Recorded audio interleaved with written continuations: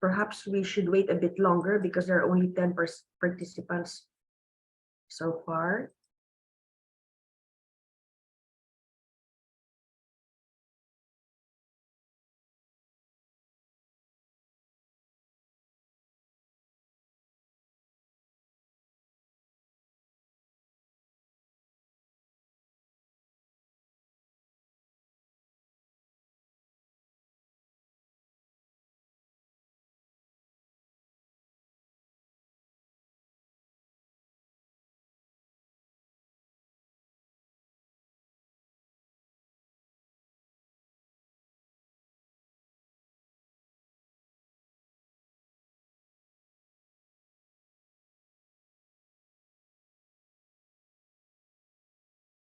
Um, Feb, can you hear me, Feb?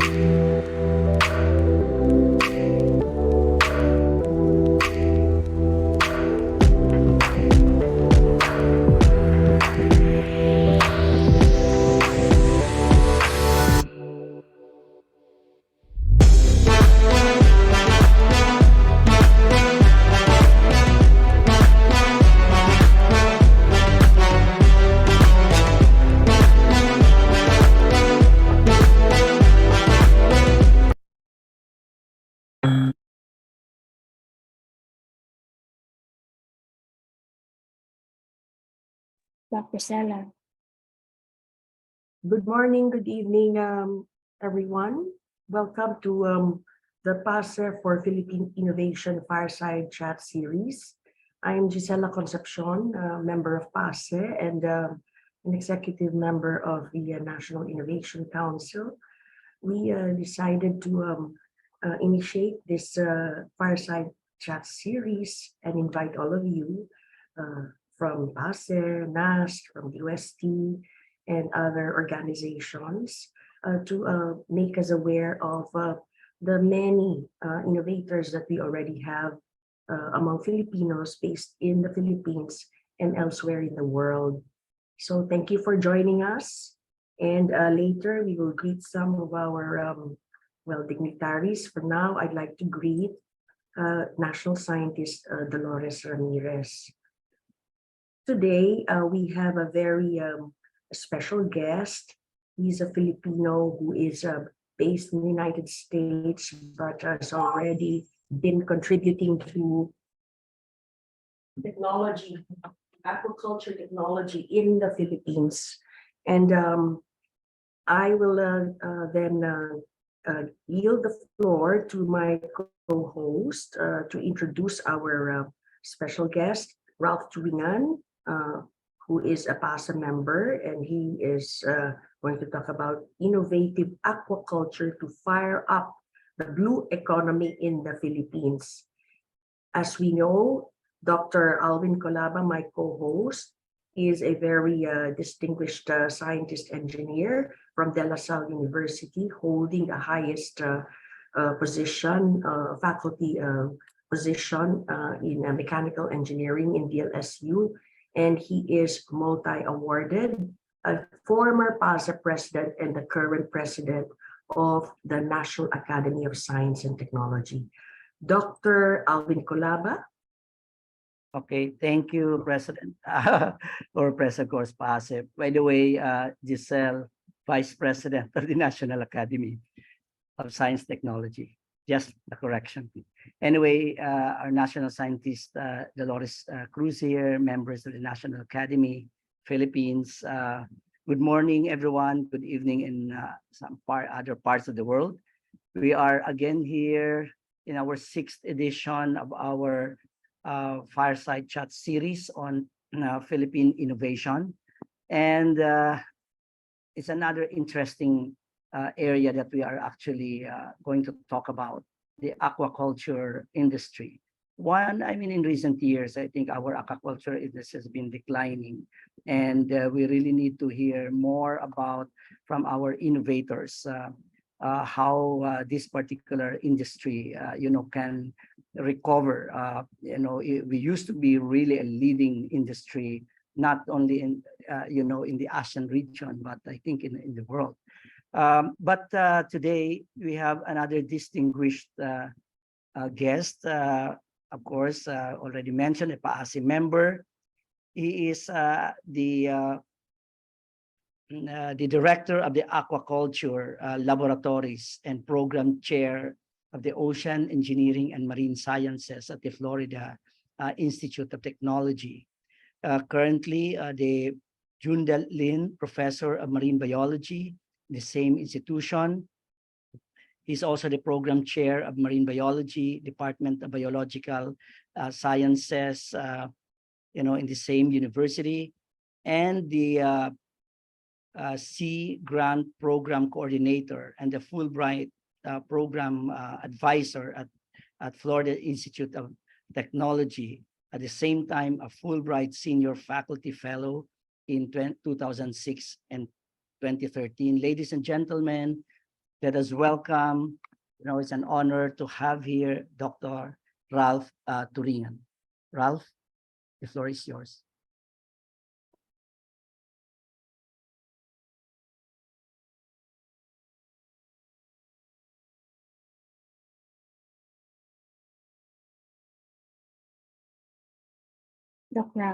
Ralph. Dr. Ralph. Kindly unmute yourself, Ralph.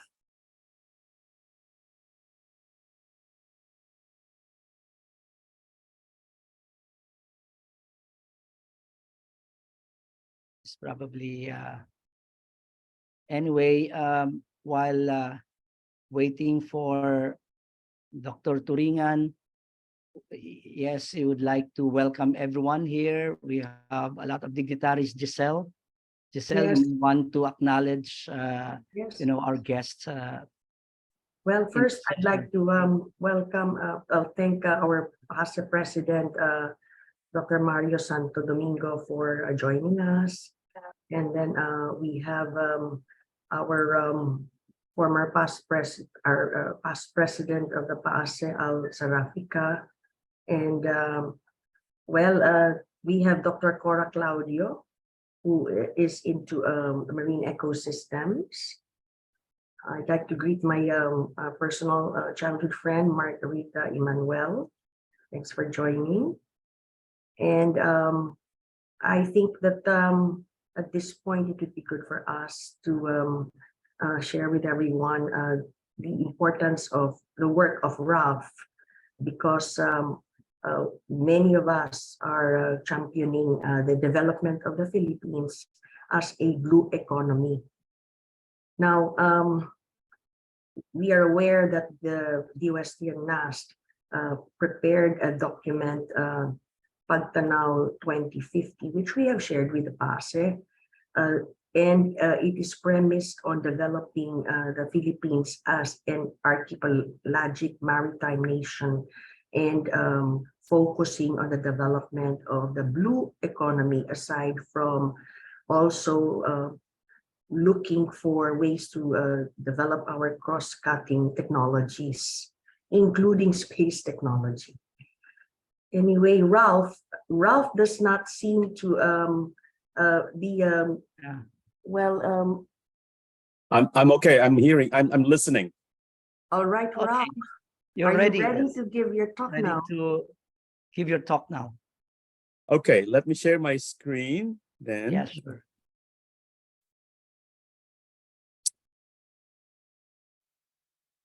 Okay, good evening from Florida to all of you. I know it's morning there in the Philippines, and I miss you all. But I'm here to share a perhaps not a too fancy of a technology, but having worked in the Philippines a whole lot while working here, I know that if we start small and grow from where we start small, I think it will be a doable endeavor. And let me just so let me start with what Dr. Concepcion introduced as the blue economy, and I'll use different perspectives or definitions from different users of the blue economy phrase, but I'm going to use the World Bank because I think it's more representative of all of us. The World Bank defines the blue economy as the quote unquote sustainable use of ocean resources for economic growth, improved livelihoods and jobs and ocean ecosystem. I am very happy to realize that this is an economy that has just been reawakened, and including here in the United States. The NOAA, the National Oceanographic and Atmospheric Administration, the equivalent of BFAR in the Philippines, is now in charge of driving this, since about 5 years ago, and they're really putting a lot of emphasis into advancing. They started developing it, and now they're advancing, this blue economy, and of course, being a well-endowed, developed country, they have the means to really look into different aspects of what we call the blue economy in this case. But there's one area of interest to me anyway, being a marine biologist, a fisheries and aquaculture practitioner, and that is aquaculture, especially in the Philippines.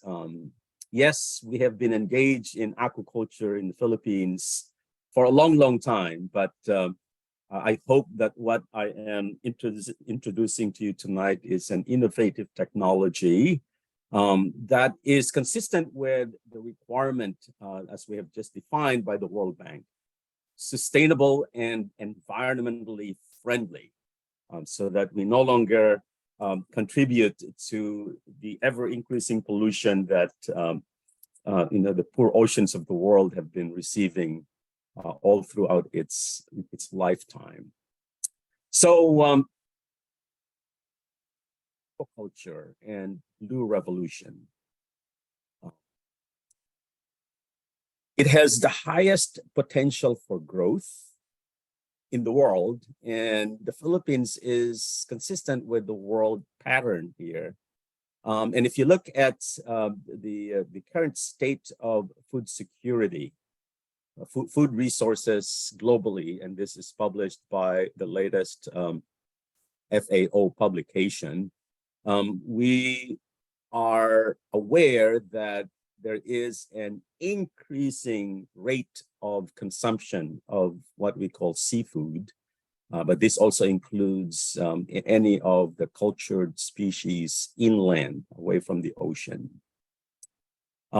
And seafood, traditionally, if you look at our history here on this right-hand graph, it used to be mostly based on capture fisheries. But if we look at the blue line here, the pattern here, capture fisheries has reached its plateau, right? And it has been steadily producing the same amount of produce over the past maybe 3-4 decades. But look at aquaculture, both inland, the lighter pink here, and the purple, which is inland is purple, and marine is I think less pinkish in this case. It is, in fact, as of today, it produces over 50% of what we call seafood, and it is growing at a rate that is impressive, as a matter of fact. But in the Philippines, it follows that trend, as you can see in this. This is the latest statistics provided for by the Bureau of Fisheries and Aquatic Resources, and of course the Philippine Statistics Authority. We see in here that there is still a substantial amount of seafood produced by commercial fisheries, and I think this is largely because of multinational agencies that can afford to launch these massive ships out into the open ocean. But traditional fisheries, which is called municipal fisheries, these are the small scale, largely sustenance fishermen. It has been, their productivity has been going down and down and down. Whereas aquaculture here, it is positive, but it has been producing. The seafood supply of the Philippines, largely consumed domestically, but there are some export seafood from the Philippines, especially marine algae in this case. So given this statistic, 0.34 of growth rate, there is a positive potential growth we can still experience or promote in the Philippines. And so, aquaculture in the Philippines is a potentially, massive contributor of the blue economy in the Philippines, if we take a serious look and consider it. So what I'm going to share with you tonight is what I've initiated in BFAR Region 2, Cagayan Valley, and I've helped them submit a proposal to DA BAR. So for those of you who are listening and perhaps being, one or a few of the viewers, this making a personal appeal to give it a chance, because I think it has a very good potential. So, several reasons why, and I'll probably share with you a couple here. Reasons why we still need to grow aquaculture in the Philippines. It's still in its potential state, and I encourage everyone to make it a realized niche. And here are some um, inspiring statistics. I call this inspirations because there is a lot of room to grow. Cagayan Valley, in terms of contribution to the blue economy of the Philippines, contributes less than 1%. And it's mostly going to be on a small scale aquaculture in here. And,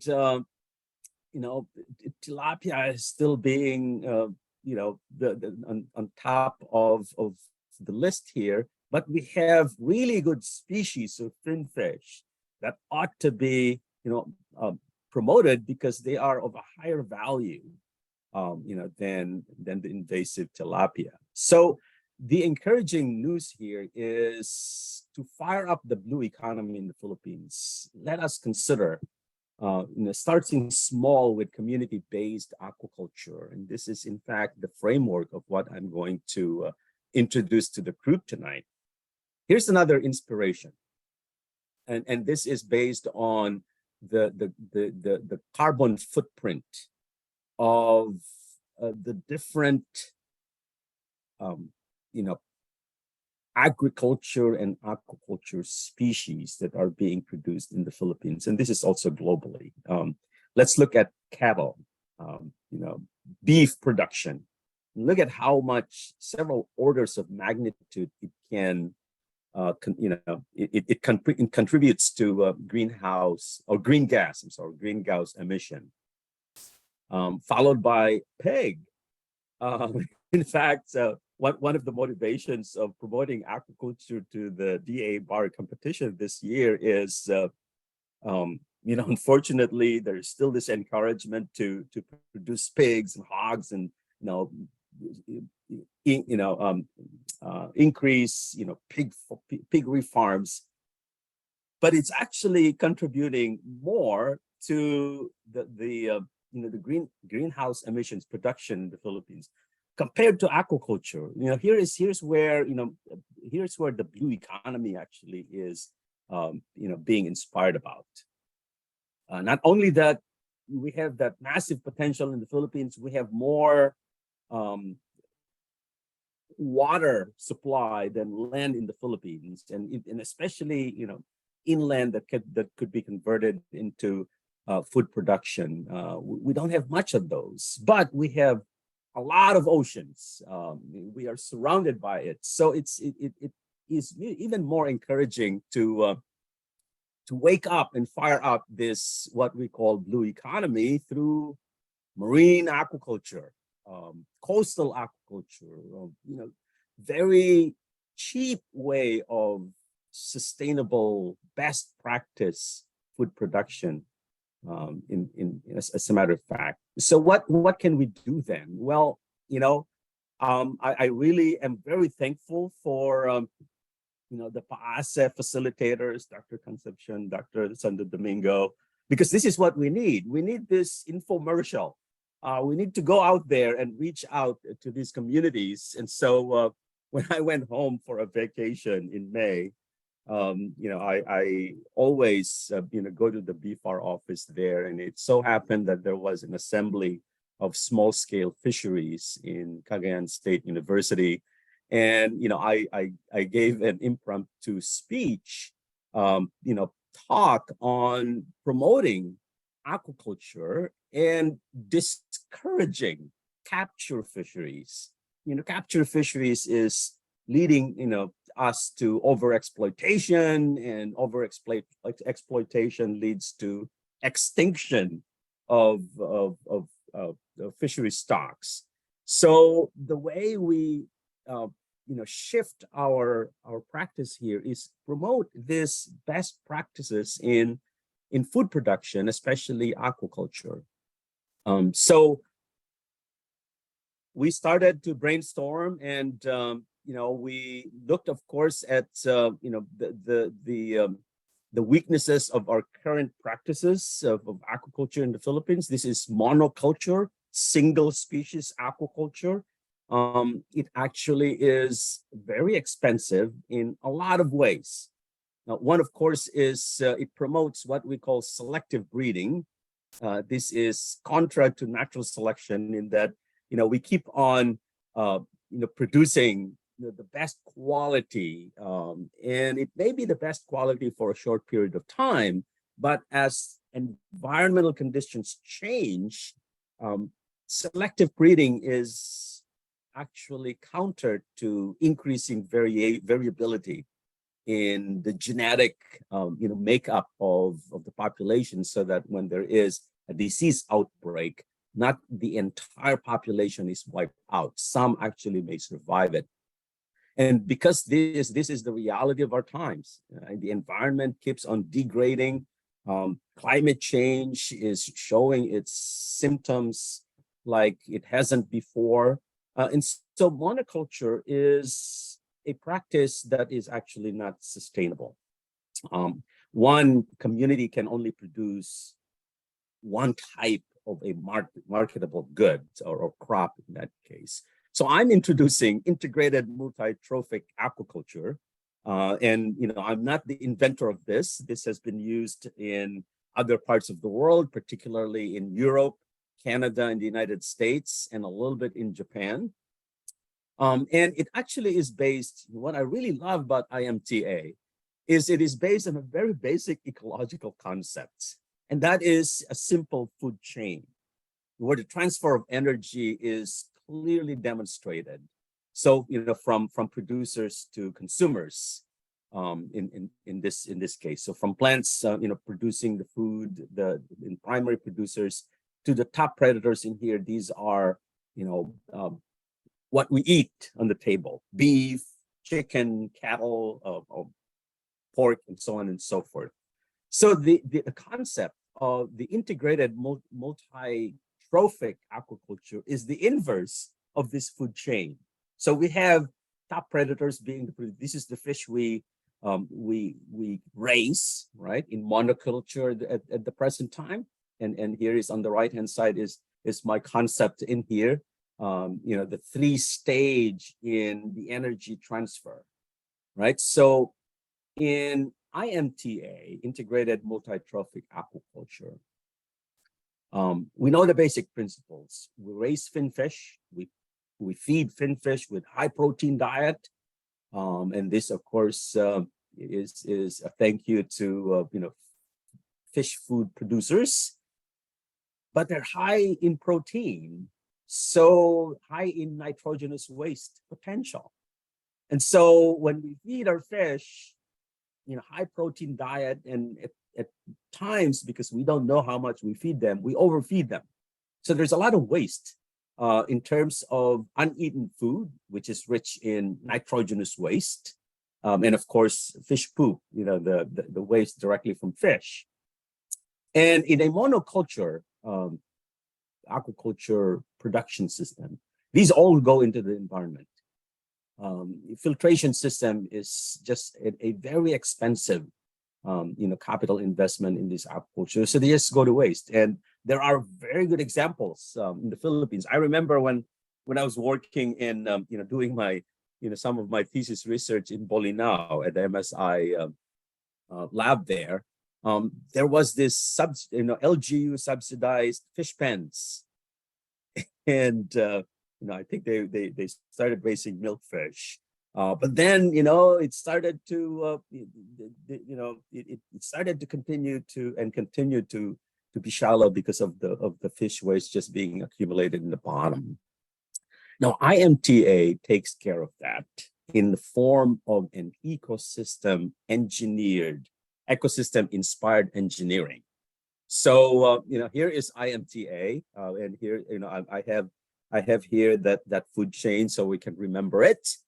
Waste, uneaten food, high in nitrogenous waste in fish will join what we call an effluent. These are the discharge from the fish culture tanks or cages. Then in an IMTA system, it goes into another food producing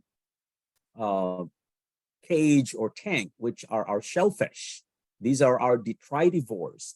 That's the food waste from fish are food for them, and so they take care of that. They convert these large organic matter into food for them, but then still these are animals, and so they still, their effluent is still rich in nitrogenous waste, but in much smaller particle size. Okay. And so then from stage 2 shellfish, it goes into the stage 3 component of the IMTA, which are composed of our nitrogen fixers. So this is actually the effluent from stage 2 becomes fertilizer to our seaweeds, and you'll see in a minute how innovative Cagayan Valley is in the IMTA that we have proposed, and I will point that to you when we get there. So an IMTA is a food chain inspired technology. To me, it is much better because, as you can see in here, there is not an investment on filtration, the mechanical filtration, which is energy costly because you have to power them with electricity, and so on and so forth. So this is flow through; it flows, and so our engineering design, which is a part of the innovation, is a gravity fed system. And water flows from one culture system to another. And here is just by definition what, the synthesis of what I just explained pictorially in there.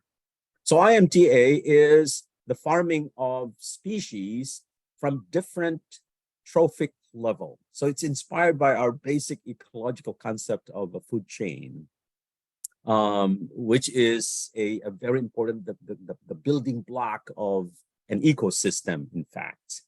Uneaten food and waste from fish becomes food for our shellfish.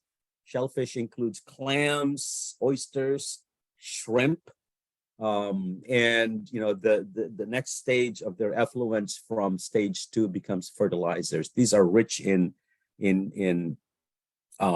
nitrogen that can be converted into nutrients for the food, rich in potassium, the NPK, in phosphorus requirements for fish growth, for plant growth. And so here's just a comparison and contrast between what we commonly practice as monoculture in the Philippines and the IMTA in this case. Of course, any innovation will have its own set of disadvantages, but there are advantages of the IMTA. One, of course, is it takes care of its own environmental output. So I call this almost zero discharge of polluting agents into the environment because of the ecosystem taking care of itself. It's because it is much cheaper as far as startup and maintenance of all of the equipment, largely, not a lot of equipment in there. So it is much more economically feasible. Okay, so one, it is environmentally friendly, almost zero discharge of polluting agents into the environment. Economically, startups would be very easy to implement in a community. And of course, because it is clean, right? There's not a lot of antibiotics in there to ward off any of those disease-carrying pathogens. It tastes good because it is almost natural in their diet, and so its acceptability is in social acceptability is also high. On the right-hand side of here is is a list of what I thought would be some of its disadvantages. It can grow out of control because it is a common practice in communities that if they see something good, then they want to you know, imitated, and this has to be controlled scientifically, as a matter of fact. The setup is going to be dependent on locally available species, and so there's going to be a lot of science, to be learned at the very beginning, especially if we integrate different species that are locally available, which is what I promote in this case, to promote the preservation and conservation of our native species. And I was very emotional when I was helping to write this proposal, because instead of raising tilapia, which is actually invasive, why can't we raise our own hito, our dalag, our endemic species in that case? So there's a lot of very good reasons why IMTA should be promoted. And here's the technology. This is the design we currently have. Of course, I have a pilot scale of this technology in Puerto Rico, because it's closer to where I work, and it has all of the conditions of, Philippine-wide in that case. And so here is, what we proposed for Cagayan Valley. And these are all based on locally available species. So for stage 1, which would be fish, we have siganus. These are our, rabbit fishes, which is a commonly, it's considered high value fish in our local markets. Of course, our national fish, milkfish, eel, which is an endangered species, again, simply because of environmental degradation. And I put it last in here because it's the favorite of BFAR, red tilapia. I'm not a fan of it. And those will be fish that we can grow. And for our shellfish, we have halaan, avong, batisa, tulia. These are locally available and locally produced or sourced clams, bivalves. And of course, we have sea cucumbers and sea urchins. And here is our denitrifying community, which is I really love in this case. We have marine and freshwater plants, and we're going to grow kangkong in our freshwater IMTA. What a great deal, right? And then of course mangrove, right? Well, mangrove is not edible, but there has been deforestation of mangroves in the Philippines, and not just the Philippines. Anywhere where there used to be mangrove forests. They have been converted into monoculture ponds. They've been used for all kinds of stuff. So, mangroves are actually disappearing, but ecologically, mangroves are very important. They're buffers to waves and sea level rise and so on and so forth. And they also are filters, natural filters in the marine coastal ecosystem in that case. So, and everything here is flow through. And the way we're going to make this even much cheaper in Cagayan Valley is we are going to convert existing monoculture systems into IMTA.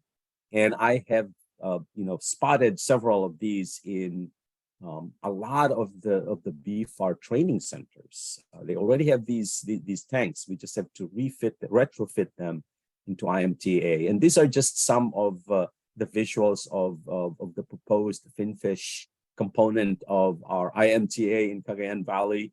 And here are, this is stage 2. These are our detritus feeders feeding on the waste from fish. And of course, this is our, our green component. We have seaweeds, we have kangkong, and of course, mangrove propagules in here. Now, that is, what I just presented to you is one IMTA system. Now, here is an innovation that is going to be presented, if I have the means, will be practiced in the Philippines for the first time. And this now considers the fact that we have 2 seasons in the Philippines. We have the dry season and the wet season. The wet season is our typhoon season in that case, where largely nothing could be produced along the coasts because of the strong winds and waves in that case. So I call this PAASE, which is coupled IMTA. So one is land-based, which I just described to present the framework of IMTA. And the second one is near shore. So this is actually in the shallows, okay? And why are they coupled? Well, this land-based can be operated year-round. This could be made, typhoon-proof or meet the standards that would withstand strong winds and flooding and all that. This coastal is going to be much cheaper, but it can only be used during the off-typhoon season. But all of the products of the produce that are being raised here, the crops, can actually be cycled in 6 months. So we stock them in time zero, and in 6 months they can actually be marketed in that case. So just in time for the off typhoon season to last. And so what happens here is these are not permanent. These are not like the payaos that we now have, those fish pens we have in the Philippines made out of bamboos. Those are actually dangerous because they contain all of the contaminants within, and over time their productivity is just going to diminish, and then when left behind, there goes all of the pollutants in there. So this is portable, and I'm working with the local engineers to actually help design this. Portable enough that it could be barged or maybe dragged by a boat into a cove during the typhoon season to protect it from damage. And during that time, communities can still continue to produce using the inland-based, the land-based IMTA, which is year-round. So during the off-typhoon season, they double their productivity because they can then produce simultaneously with the near shore, which is a really cool tourist attraction in this case. There's another talk that actually I will present in the future. Making these our a feature of our ecotourism industry as well. And in fact, situate this, you can see in here purposefully, I made this barren, and we can place this in already non-producing reefs because they have been devastated, they have been dynamited and so on and so they've been flattened. So what we can do is produce bring back the three-dimensional feature of our coasts by making several of these nearshore IMTAs. And remember, an IMTA is an ecosystem in itself. So we're actually producing a garden where it used to be barren. And then of course, when before the first typhoon shows up, we can just both them continuously producing in a more protected area. So this this is my innovation. The IMTA, there are several versions of that. The innovation there is going to be the local design, which is going to be developed according to what's locally available. We can use all kinds of locally available materials to reduce cost in that case. But I'm very excited about this. I spotted one area where we can try this in, just between Ilocos Norte and Turingan. There's a really nice cove in here where this could be piloted. Again, there is a BFAR, regional training office in there. So what I just outlined to you and to share to you is a potential industry that can also meet a very dire need of our society, and that is empowering women in food production.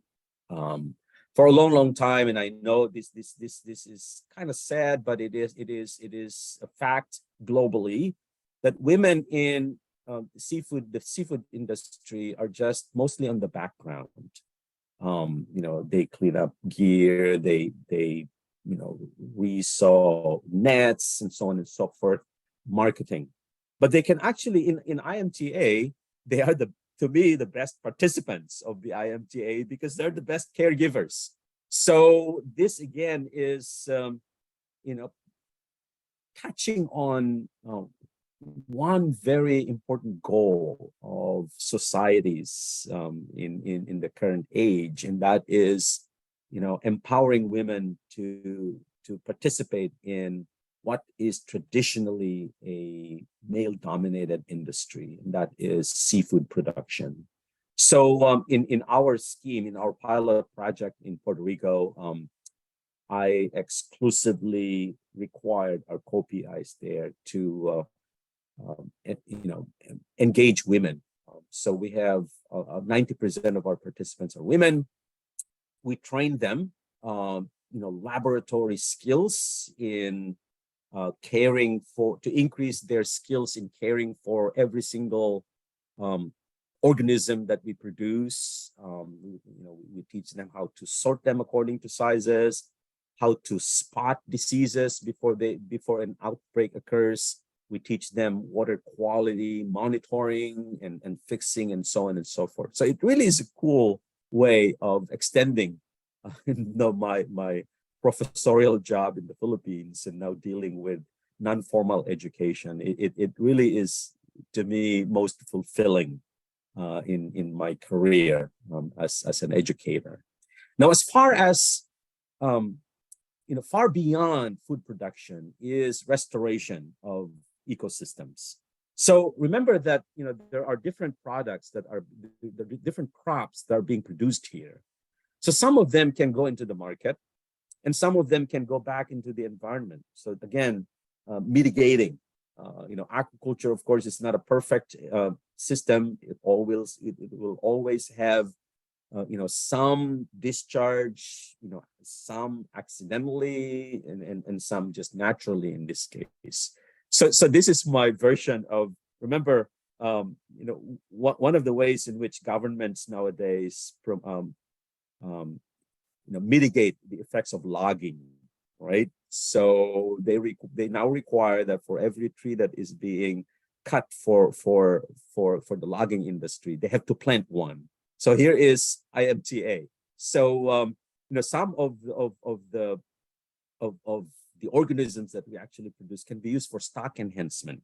So for example, if we produce locally available species, and the majority of these are now being endangered of going extinct, we can restock them in their natural environment. And again, aquaculture, if done properly, is actually the best tool for stock enhancement because we can condition these captive bred organisms into the wild environment before we even introduce them there. And so there is this really nice branch of psychology called conditioning that ought to be integrated into aquaculture, into well-informed aquaculture in that case.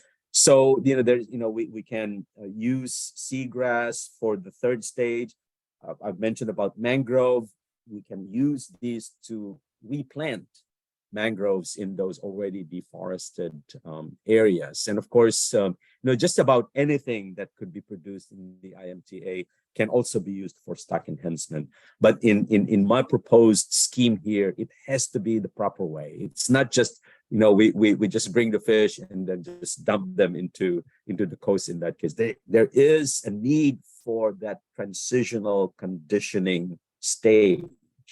Because remember, in aquaculture, our cultured organisms are spoiled. They're not exposed to predators. Of course, there is intra-specific competition, but not as much.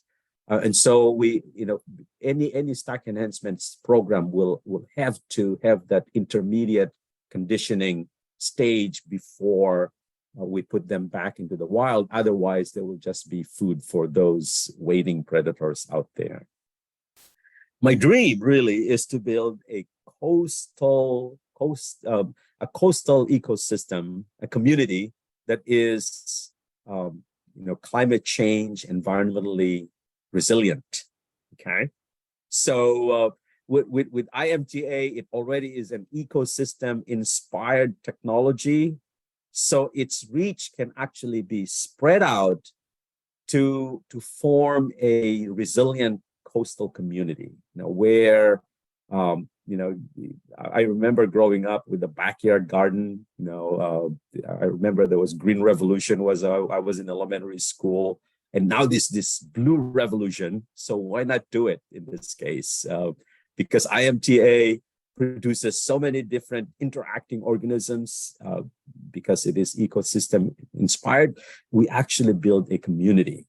And so, with the stock enhancement, and of course, I have an ocean engineering collaborator here at Florida Tech, who is into biofuel production. Well, we can raise lots and lots of these marine algae, which is actually better than corn in the production of oil, because marine algae does not produce lignin, which is a byproduct of converting corn and sorghum into biofuel, which is actually not convertible into biofuel. But biomass to biomass, marine algae has a better conversion ratio into oil and oil products in that case. So here is our symbol for that. And so perhaps if I can only buy the lotto ticket and win a few $1 million, maybe I can build one of these communities. But it could be promoted, of course, in the downstream in our innovative minds. So this would be a community building endeavor in that case. So this, I'm not talking about fantasy here. This is actually being piloted currently, and in fact, on Wednesday, I'm going to give a progress report on our current NOAA grant, which is based in Puerto Rico, and I showed this in our my PAASE PAMS meeting presentation, and I just look at the latitudinal strategic location in here. So Puerto Rico is in the same latitude as the Philippines, and of course, this is Cagayan Valley here. So everything that I'm learning from what we're doing in Puerto Rico is actually transferable several nautical miles of ocean in there to the Philippines. And we're getting very good results, especially with the enthusiasm of our women participants. I have never met so many engaging women, and these are wives of fishermen. Since fishermen now can no longer bring enough food because even if they spend a whole day of fishing out there, there's just not enough fish and shellfish to bring home. And so these women are just there, potentially waiting for their opportunity to produce what we would call green products, contributing into the blue economy in that case. Our goal is consistent with global, and really, I read the 10-year plan of the Philippine government, 2023, 2020 to 2030, the new act of new Marine Fisheries and Aquaculture Act, and it's specifically mentioned in there IMTA. So it is recognized. I believe it is our responsibility as scientists, engineers, and educators to actually put into practice And I am one very strong advocate in here. And of course, this scheme, this innovation that I am promoting, promotes most especially gender equality and women's empowerment in fisheries and aquaculture. Kind of like the my logical comparison here is the sleeping giant. Why not wake them up in that case? And so IMTA is a great opportunity. It is an innovative aquaculture that is environmentally friendly and sustainable because of the best, it actually promotes best practice in aquaculture in that case. And so here are just some highlights of what I've initiated in Cagayan Valley. These are existing, monoculture, underutilized, really cool. In fact, typhoon resistant. These are all made up of concrete. Forget about the roof. The roof can go. But these are concrete and in ground. So a little bit of repiping. And there are several of these. I went to 3 locations, and each of those locations run by BFAR, has these systems already to me a white elephant form, because they're just holding water, as you can see in here. Just I guess to prevent cracking of the cement, but which is a good practice. But this could easily be converted into an IMTA, and they're very excited. And so I am heavily engaged. We submitted one big proposal to DA Bar. We're looking forward to participating in this year's competition for the NIC, which Dr. Concepcion is promoting. I really, I'm very encouraged, that this concept is integrated into the thought process. And of course, we can go for the DOST competitive grants, and of course there's BFAR. I have been in partnership with SUX in Cagayan Valley. In my next trip, I'm going to, and I've initiated collaborations with the Batangas State University because they are strategically located in one of the sensitive marine ecosystems in the world, the Isla Verde Channel. We ought to preserve that. That is the center of the center of marine biodiversity. And so, before any of the negative symptoms of environmental climate change is going to show up, I think starting to promote these best practices and to continue to educate our children because it really is their future that we care so much about here. So anyway, that is the innovative aquaculture in the form of IMTA and the coupled IMTA. I do hope that this is going to bear fruit in the Philippines. So thank you for this opportunity. Thank you, Dr. Concepcion, and the facilitators of this platform to exchange ideas and information among our enthusiastic citizenry in that case. So thank you. Thank you so much, Thank you, Rob. Ralph. Congratulations. Thank you. Thank you. Go ahead, Giselle. Yes, we will follow our format for this series. First, I'd like to recognize some of our participants today whom I haven't yet mentioned. And we have academicians and corresponding members of the NAST here. Earlier, we had academician Gil Jacinto, who was a director of the Marine Science Institute, where Ralph had collaborated with some of our scientists some time back. So I have been aware of IMTA from my colleagues at MSI, but this IMTA that I first heard from Ralph in Florida last July was just so amazing. And I thought that everyone who has not yet heard about this kind of engineered ecosystem that is designed with scientists and also local engineers is worth everyone's knowing.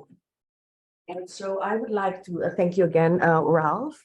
And as we planned, we will first give some comments and questions, Alvin and I, after which we will read the questions that are on the chat box, and there are a few of them. And so I'd like to start off with mine. First comment is that having women empowered with involvement in IMTA is just a worthwhile goal. As you know, women are also the majority of farmers in our country, and Yes. I have also seen women involved in aquaculture in Indonesia, and so it's Mhm. great to have a focus on women. My second comment is that yes, this is a real merger of science and engineering, which is what is required for true innovation, whether it is medium level or high level, as you described it. Now, I would like to just ask two questions, and one would be the selection of the sites, your specific sites, say in Batangas, where you Mhm. want to put on your second site, in Mhm. relation to the quality of the water for Mhm. the coastal setups. Yeah. So, what is your analysis of whether the water is polluted, it's Mhm. unpolluted, or Mhm. with threats for pollution? My second question has to do with your monitoring of how well the multi-trophic cultures are doing. Of course, Mhm. you can count the fish, you can measure their size, you can do the stats on this, but Mhm. can you just give us an idea of how you're going to monitor or deliver the KPIs, the key performance indicators for this Mhm. engineered ecosystem, marine ecosystem? Thank you, Ralph. Yeah, thank you, Dr. Concepcion. The, one highlight of IMTA that I probably just didn't give us the deserving emphasis is bioremediation. So of course, I would think that any of the existing sites are candidates. It is just a matter of how to start. So I am not discouraged by already polluted. In fact, that I would be more encouraged to, fix already polluted areas. This is exactly why I chose Puerto Rico as the pilot site, because there are some parallels. Now in Puerto Rico, along the coasts are what we call floating houses. And these are, they are vacation homes, floating homes, and they have no sewer. So everything is, directly discharged into, and over time they have had problems with, all kinds of diseases in water. So this actually is a good mitigating system, because of course the beginning water can be treated using conventional means, and we can start off with what we call a recirculating IMTA, in which nothing gets discharged back into the environment, to fix all of the bugs, right? And so and as soon as that becomes healthy, and of course the key indicators would be of a healthy system is monitoring the discharge from each of the culture's tanks. And of course, the key indicator of success in aquaculture is biomass productivity. So again, taking metrics of biomass change over time, like body weight, body size, and so on and so forth. And what is key that I failed to mention here is monitoring conditions for diseases. And we are teaching our women to look for indicators of an outbreak before it becomes an outbreak. And so the engagement of a local vet actually is very important. And this was one of the requirements that I told BFAR, that you better empower vets in the region, in your area, to be focused on diseases of these aquacultured species, so that they can look for symptoms and treat the symptoms before it becomes an outbreak. So and I'm developing a manual for this that I will introduce in the Philippines on for the participants to be sensitive to some of the key indicators, as you mentioned, Dr. Concepcion, because there are and continuous monitoring. And again, having been raised in a family of 8 sisters and a mom, and having all throughout my married life with a wonderful wife and 2 daughters, who are the better sort of maintaining discipline, and it's just my my inspiration for the lovely women in my life. And I know that with the motivation of producing something that is worthy of, in terms of the products in here, I think, and of course, continuous scientific engagement. And what I am integrating in here, Dr. Concepcion, is actually a continuing education process. So it's not that I'll be engaged in establishing it. We actually are going to form a laboratory that is going to be utilized by the community to refer to anything unusual that they're going to see in their system. They ought to have somebody to call and to analyze. And this is where our grant actually is going towards, is to build this continuing education laboratory, so that so that our women continuously educated. I'm so excited that I can put these words in this case. You're so passionate, and we met really your is lovely, cool. extremely intelligent wife in Florida. So Yes, thank you thank you. so much for championing the cause of women. At this Thank point, you. we will ask Dr. Kulaba to ask his questions, after which I will read the questions in the chat box, and then I will call Dr. Cora Claudio, whose hand is raised. And then I will be on the lookout for other hands raised. Thank you so much, Ralph. It's amazing how you're doing so much in the Philippines from where you are in Florida. It's Alvin? a pleasure.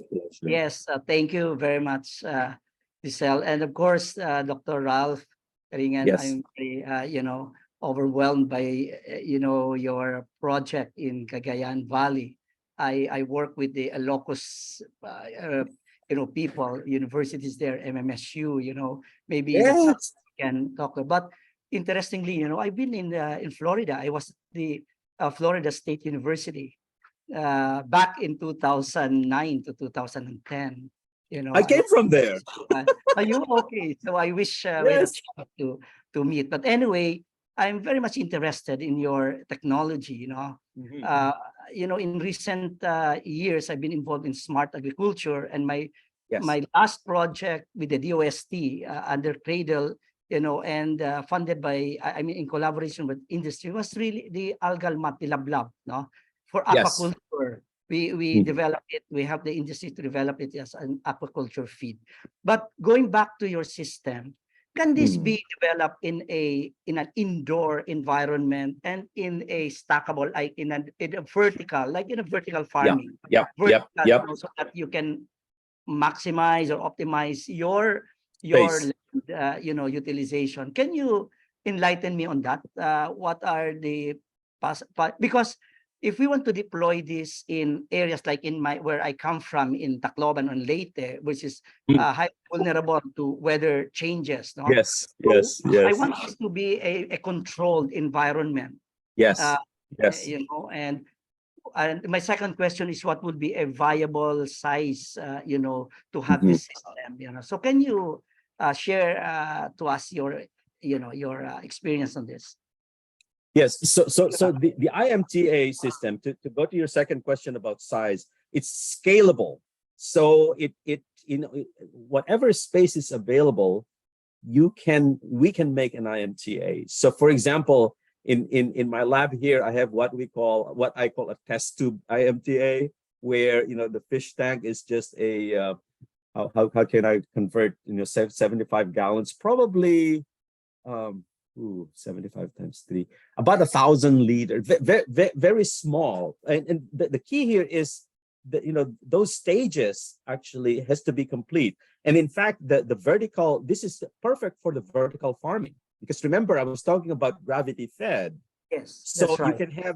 you can have your stage 1 fish tank at a higher higher elevation, with of course hollow blocks, right, sitting on hollow blocks. And then you have stage 2 a little lower, so that water flows into stage 2. And then stage 3 would be much lower, where this is where the denitrifying components are, plants and seaweeds and so on and so forth.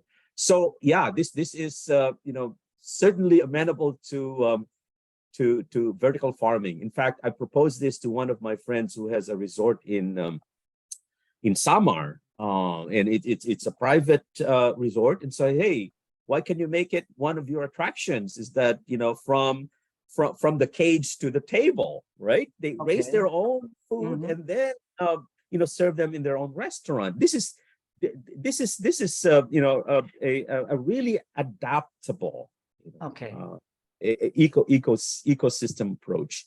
And then of course, when you have convert what we're actually doing, and pardon me if there is a DA person in here, we're actually trying to convert some of the pig farms into IMTA, because I showed you the carbon footprint of pigs. There are several orders of magnitude with the methane they produce and so on and so forth, and the feeds that we feed them.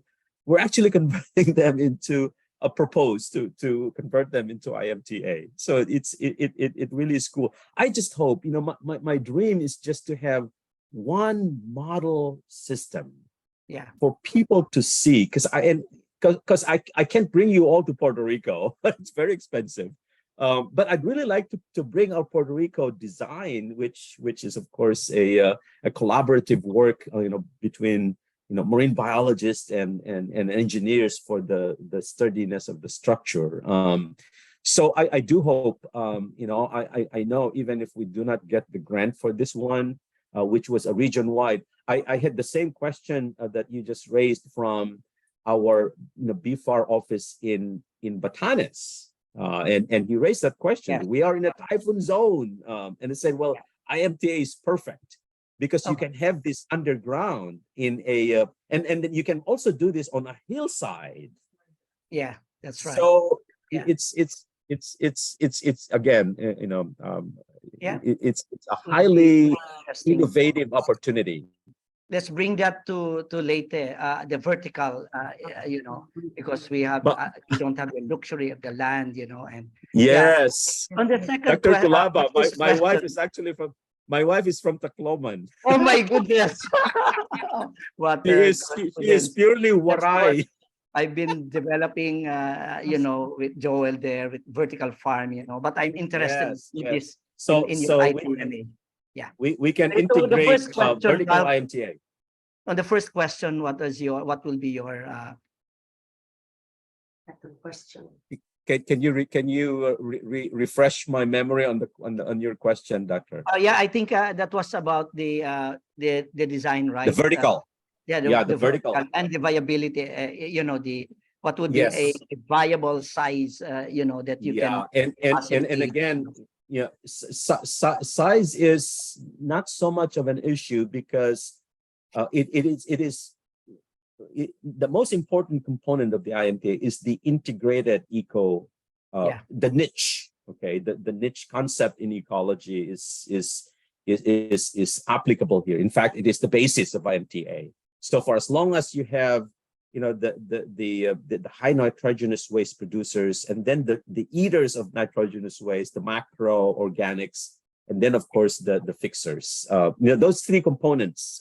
And I know they can easily be sourced locally. And it doesn't have to be a fancy system. We can start off with with those water reservoirs, and in Yeah. fact in Puerto Rico, because of the surplus of these water tanks, we converted them into fish tanks, because there are just so many available. So I know, if I go to any of those locales, like what I did in Cagayan, I can say, okay, we can do it this year, and with less capital investment, because the major components, which are the tanks, are already there. Okay. All right. So I Join think, us, Giselle. Let's yeah. invite Ralph bring next year in yes, our absolutely. You APAMS, should because we have come one with, in the region, so in Leyte, yeah. I I hope you can block your schedule next year. yes, Anyway, during the APAMS in July. no Yes. worries. Yeah. I So- can work Okay. with those. So I'd like to Giselle, go open ahead. the questions now in the chat box from Ben Pexon. I think everyone knows him, a former camp president, and formerly with Unilab, and he's an advocate for agriculture, a very strong one. Excellent Yes. concept. Do you have business plans, timeline, total costs, ROI? And this is related, of course, to what Alvin also asked. And then Mhm. another question or comment from Al Sarafika. Interesting, looking forward to visiting a working IMTA in the country soon. Hopefully complete with cost-benefit analysis and Yeah. ROI. Cheers. He needs to travel for his 10 a.m. Meeting. So it looks like you have already some interest from some private investors. Who knows? Ralph. Yes. Yeah, What I am soliciting for as a collaborator would be somebody in the socioeconomic side of the coin. And I do have one here at Florida Tech, a socioeconomist. But again, it is going to be, because this is going to be locally adaptive. Of course, the starting rationale would be the socioeconomic conditions of the community, and then of course monitoring improvement over time. I think with just the cost benefit analysis, since I'm working off a grant here, and of course all the expenses are accounted for, we can have those. But as far as the short term and long-term benefits to the community, that's beyond my gray matter. yes, I think. So I will have to partner with Yes. an economist. And we have many PAASE members who are economists and sociologists. Yes. And that's Yeah, the beauty yeah. of PAASE, which is very inclusive. Exactly. And Yeah. also, we come from different parts of the country. So, Mhm. You can always look for the right partners, Ralph, within Right. the PAASE. And there are many more scientists that we can point out to you from the National Research Council of the Philippines, and many of them are young. They are we are 6,000 members strong. Wow. Yeah. That's impressive. So then, of course, we have our more elderly scientists at the NAS. Like us. Yes. And academician Maala, who's a vet med, is here, but I think he can lead you to the right marine or aquatic vet med in UP Los Baños. Mhm, Anyway, mhm. I think at this point, we would like to call Dr. Cora Claudio, who is a social entrepreneur. Dr. Yeah. Claudio. Okay, thank you very much. I haven't put on my face because I just woke up, and so I'm using my still picture. Okay, let me explain first where I am coming from. I am convener chair of CASA, Climate Action and Sustainability Alliance, and we have two current members of the cabinet, Fred Pascual, who used to be our MAP president, because I spun this off from the MAP Management Association of the Philippines Environment Committee that through 30 years became Climate Change and Sustainable Development Committee. And NEDA's RC Balisacan is also a member of CASA. And we have past cabinet members. The most active is Shell Habito, who co-chairs our group on recovering with nature. And the attention map, that is where you have the big companies, the Cs, the Ayalas, they're all there. I'm the poorest there. Then we have women, because I am in the board of the Towns Foundation, the Outstanding Women in the Nation Service awardees. Then also we have the youth. We have Kamada, Kabataang Dagat, whose president is now training as a captain for the Philippine Navy. But he lost his father, who was a fisher folk in the high seas. And there are all of the members there are children or relatives of fisher folks, no? And then the Philippine Foundation for Science and Technology, I'm in the board. Our current chair now is former DOST Secretary Boy de la Peña, and the Batangas State Youth President, who is also the president of state universities and colleges, is our new board director, Tirso, and we visited him recently. And then Asia Pro is a big cooperative of workers that we help negotiate, and we have 70,000 of them. 30,000 of them are in Mindanao, that are already operating the big plantations that are owned by foreign investors, Dole, Del Monte, all of those. No? And then we have the Maritime League, which is composed of government and private sector leaders in the maritime industry. But I really do not see more of those who are producing food from our marine sources. No, they're more shipping companies, big shipping companies. Okay, what have we done?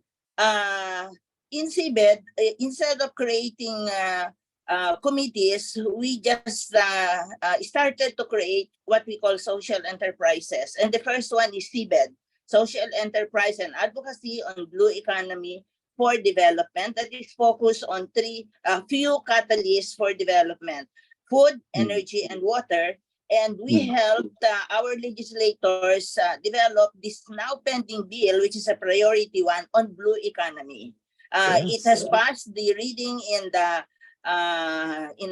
lower house, and it has been introduced in the lower house. Kiko Benitez was the one who co-authored it. And then in the Senate, it has been presented before the break. They're now on a break, and Senator Leron Legarda is the one that is behind it.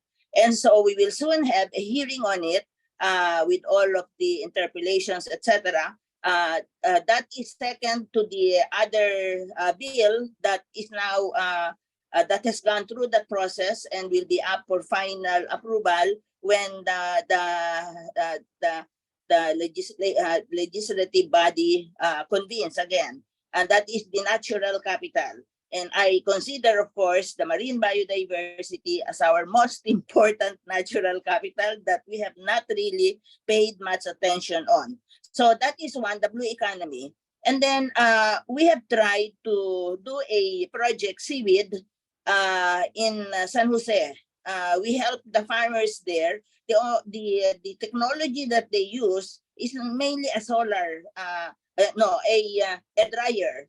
Okay, so we requested at that time the OST Secretary Boy de la Peña to assist here, and he gave a grant to UPLB to design a solar dryer, and donated one to one of the barangays in San Jose, which increased the income of the seaweed farmers 8 times, not 8%, 8 times. No?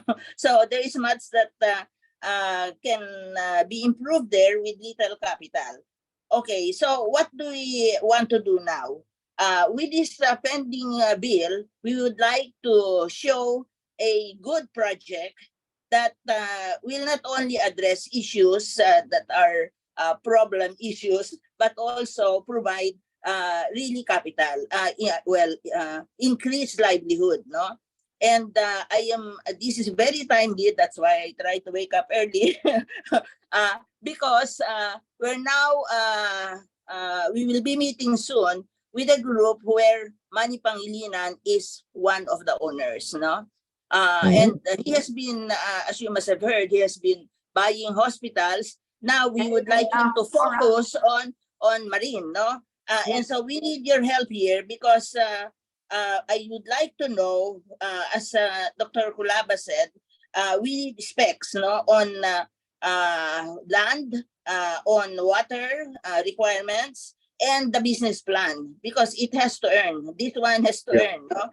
Not only address the problematical issues. Now, in the energy sector, what is now being proposed is what they call SMRs, no, small modular reactors. And I said that they should call it SNRs because we should not forget that that is nuclear. No, so here I will propose that we have small modular IMTA projects, okay, SMI maybe something like that. No, we can, but this area that we can potentially work in is now being developed as one of the biggest developments in Batangas, no, in Laia, where you have the resorts and they have the beach, they have helipad, so they have land and beach and still some land that can be used. So I'm really very much interested to have a model that I will be meeting with them within this month. And I'd like to present something. Are you in town right now, Doctor? No, Are you in town? Florida. You He's are in coming Florida. from Florida. He's Yeah. based in Yes. Florida. Yes. Okay. But I will have your speech here, which is recorded, that I will have to present to them. And I really would like to know if we want to go into it and make it a model.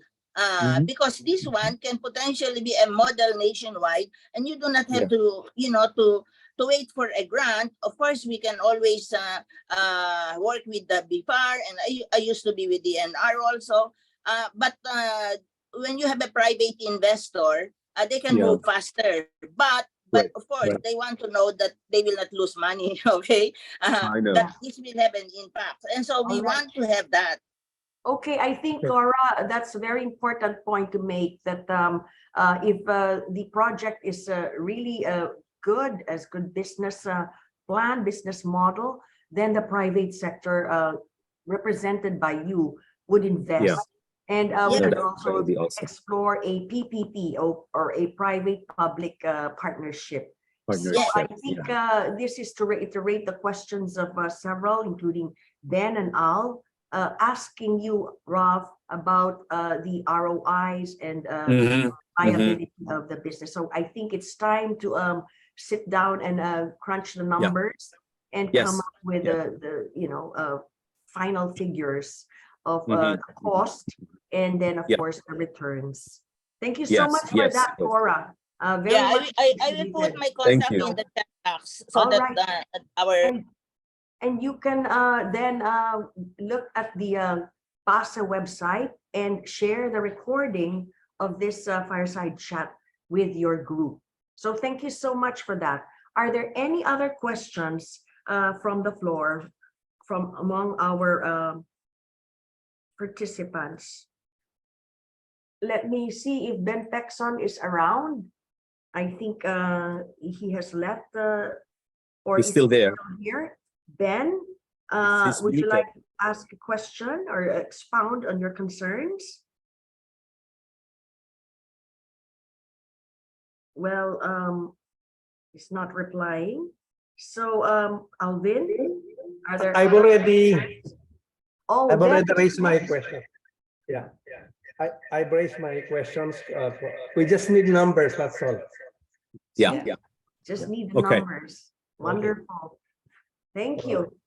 So, Alvin? Ralph, can you just share to us, your experiences with dealing with several agencies of the government? Remember, this is an ecosystem. You're dealing with land, water. We have to deal with different government agencies. What are your experiences on the ground? How can we improve, more a closer, cooperation among different agencies of the government involved in this type of ecosystem. I In, know in, you. in, Yeah, go ahead, Rob. in fact, this because of the integrative nature of this, this will actually promote cooperation. And I think based on my experiences here, it really has to be a cooperative effort, because we have to work with environmental concerns, socioeconomic. Thank you for bringing all of these up tonight. I think as an innovator, one should be aware of all of the different aspects of the technology, and that's why this is the reason why I love PAASE, because of the STEM involvement. It was a very rich meeting we had there, where we have all angles covered, and I think that's the beauty of what would be a realizable innovation in the Philippines, is working together.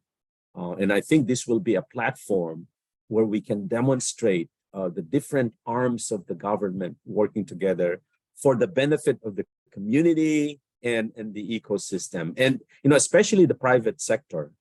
Having them engage in something visible will also prove their existence as not just being profit oriented, but also community and society, compassionate members of society in that case. So I think it's beautiful. Yeah. Can I just interject now? What works in Puerto Rico that you think? Was it in Puerto Rico, Portugal, right? Puerto Rico. Yeah, Puerto Rico. Okay. What works there that you think will work here in the Philippines? A heavy engagement of extension. The science and engineering is very rich, but if our goal is to uplift the lives of communities, they have to be made aware of, be transparent, the positives and the negatives, I'm going to give you an update. We have one big workshop coming up in a couple of weeks in Puerto Rico, where we have more of our women participants, and we work with an extension office of extension arm of the university, which is very, their critical role is to evaluate the performance of this innovative project in reaching out to the level of communities that are in dire need of an uplifting, but at the same time, they do not have access to the educational conditions and materials. And so, to me, this is very important, that there has to be a leveling down of science and technology to the level of comprehension of the direct participants. And then I think we've discussed this in PAASE, which is really cool, in that let's go beyond the walls of the university, the institutions, and just experience and immerse ourselves to the community, which I've done, since my undergrad at UP. We went out, and I think that is truly important for the success of any of these innovations that we can even think of. Is that Ralph? Is that workshop something you can share to some of us here? Yes. Just an observer, just to observe or just listen, on your. I will tell them to record everything. Okay, great. Thank you. Because again, this is one way of extending the reach of an event, is what we're doing. And this could be shared. People have access to smart devices now, that so I will and in fact, everything will be recorded. We hired a professional videographer to make sure that the quality is more than good enough to be shared. And so I will share with. In fact, I will share with PAASE the link. Yes, please. Yes. Because we have universities here. After the workshop. Yeah, we have and MMSU and you will here. We see- have EBSU here. Maybe they Yeah. would be interested to to listen. Giselle? Absolutely. I think that's the way to go. We need to involve the SUCs, Yes. Ralph and Alvin, Yes. and that's really the mandate Yes. of PAASE. You know that we have Yeah. signed MOUs with Mhm. 4 SUCs, and Yeah. it's Yeah. also the new mandate or stated mandate of UP, of our UP Oh, yeah. president, to serve the Mhm. people by helping the SUCs. Yes. So I think Yes. this has been a very, very enlightening, engaging conversation with you. And I think what you're emphasizing here is that it's not enough to have the knowledge. We can Yeah. share the know-how. That's one of my favorite Yes. words Yes. now.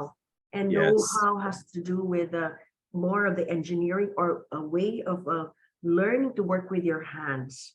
Okay, Yeah. it's not just the conceptual knowledge that we have in our universities. We have to reach out to the communities. And the Amen. showcases of success, Alvin, as we know, should be at the level of the communities. Mhm. And those can then be replicated or reiterated in other communities. It's like this Mhm. bottoms-up approach with a Yeah. little guidance from government and academia. But we have to be the ones to reach out to the communities. And Alvin Yes. has been doing that a lot in Leyte. And that is why I'm committed to helping him. And he also invited me Yeah. to Leyte, We which will, is the most typhoon or climate Yeah. province in our country, but with a great potential because of its natural resources. Yeah. Anyways, Yeah. so I think we are really reaching the end of our time, and we've had a lot of learnings today from you, Ralph, and Thank you. for sharing your passion and your compassion with us.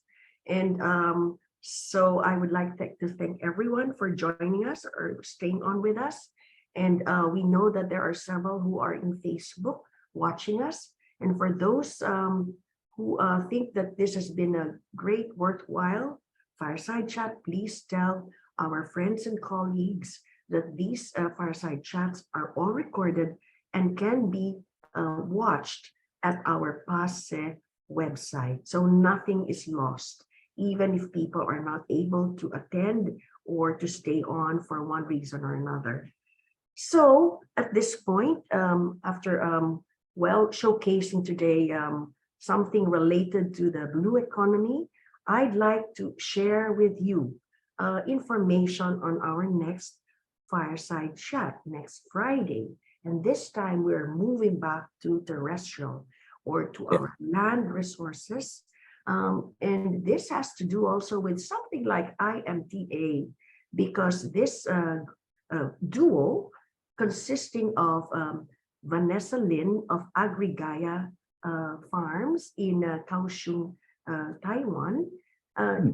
Vanessa has partnered with Mark Lawrence Cruz of Gawad Kalinga and Seed Academy, and also with Quezon City University. So there is also a university involved here to set up a climate-resistant greenhouse somewhere in Quezon City near QCU, and eventually also in Valenzuela with support from the Valenzuela mayor, Chalian. So right now, we have the support of Mayor Joy Belmonte to set up this model climate resilient greenhouse that is engineered by Taiwanese engineers of greenhouses.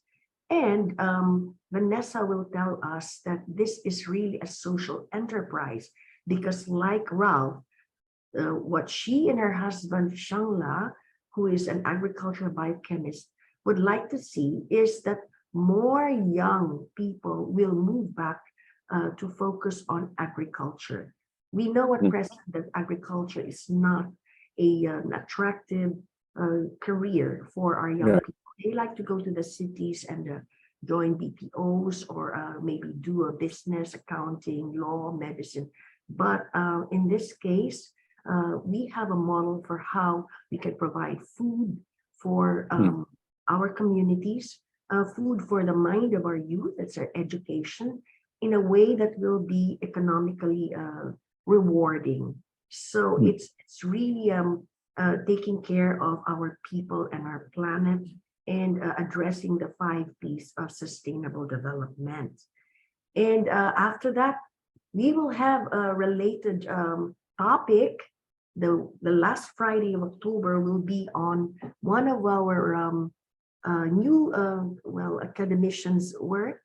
Elmer Dadios is with De La Salle University, and he will talk to us about some robotic designs that he has applied to agriculture, which is very much needed in our country. So you see, for October, there are many more or 2 more fireside chats that would be worth attending and engaging in with us in PAASE. So thank you everyone for joining us. And we always end with this slide where we are hoping that soon there will be a grant proposal for 2024 innovation grants of the NIC. And then we are encouraging all of you to consider this. I do not know yet, Ralph, what the budget ceiling might be, but this is something that will be discussed in the next 2 weeks with the executive members, which includes Tirso Ronquillo of BATSU. Okay. Yeah. Then we have a second form where we encourage all of you to write a position paper on Philippine science and technology innovation. You are free to submit a position paper, and we need to be heard in PAASE, in PAASE, NRCP, and from the NGOs. The third form has to do with barriers to innovation and proposed solutions. There are several meetings that are being planned for this, and it would always be good to receive from you first-hand experiences, first-hand accounts of what you suffered as a barrier to R&D and therefore to innovation. And with it, you could propose your solutions. And we know that the barriers include many other factors aside from procurement. So we really hope that we can get these things to, gain momentum, because there is a real momentum in the country today towards greater innovation. So we need the cooperation of everyone in our scientific and non-scientific community. And as Ralph emphasized, the social sciences are very important in all our endeavors. Don't we know this, Alvin, in Leyte? See, we also involve the social scientists in Leyte. All right. So is there anything more that Alvin and Ralph would like to share with our viewers and our participants? And if not, we will call it a day for this fireside chat. And once again, thank you. And for those who are still around, I think we would like to have Feb, our Wonder Woman of Fireside Chat series. Thank you so much, to take a few photos of us. Thank you. On your cameras po. Sige, please.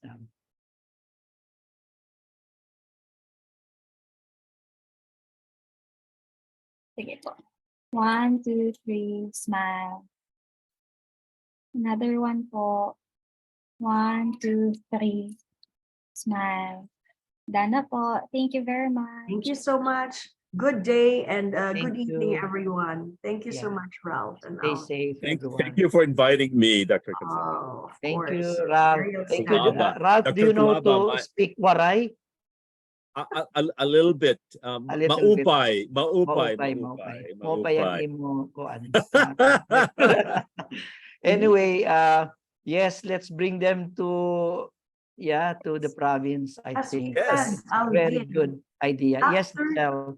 after the 8 pumps in New Pilos Baños, you are aware that we are having a Yes, Yeah. in Leyte, tour EBSU. of EBSU is here. yes, but Yeah, so my suggestion to VP Gladys is that after the 8 pumps, we will move around for a week or 5 days in the Calabar zone. We will be visiting yeah, Laguna sure. and Yeah. Batangas, right? Mm. And the zone. And then I suggest that the week after we go to the Visayas, focus on Leyte, so that we Giselle, won't miss both. Yes. let's bring the ideas in this fireside chat now to the ground.